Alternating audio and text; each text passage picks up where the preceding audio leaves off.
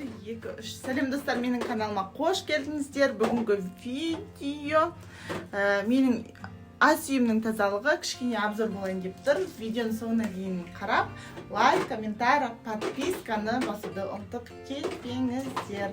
Ал кезекті өзімнің түсірген видеоларыма берейін.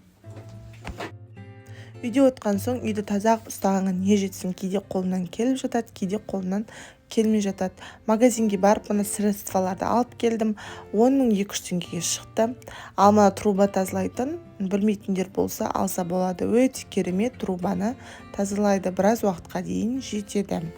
Бұдан кейін мен бірінші рет осы диффузаторды алдым. Иісі деген енді өте керемет.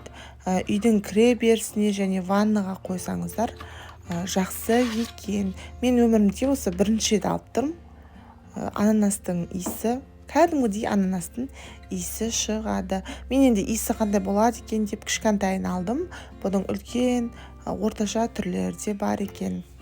Үйде отырған соң жаңа зат сатып алсаң қуанып қаласың ғой. Одан кейін мен ас үйімдегі шкафтың іші мынау до, одан кейін после міне осылайдан әдемілеп тазалап алдым. Менің үйдегі ең басты жұмысым қазан, шайнек. Ең бірінші осы үшеуі таза тұру керек.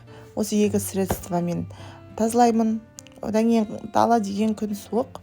Жазираны, Еркеназды алып, үйге сыймай кеттік шыны керек. Осы 5 күшікке келеміз. Кейде корм сатып береміз, кейде жай көріп қайтамыз. Ең соңында Жазираны жылатып қайтамыз ғой. Күн деген суық, далалар тоңып қалатын болды деп. Жерде тұрсақ біреуін алатын едік, оған енді этаж үйдеміз бір мысығымыз жетеді. Енді өзіме келетін болсам, мен артық салмақпен күресіп жатқанымды тиктоктағылар да, инстаграмдағылар да біледі. 84 килограмм болатынмын, қазір 82 мың. Нанды мүлдем қойдым, қант қосылған тамақтарды енді азайтып жатырмын.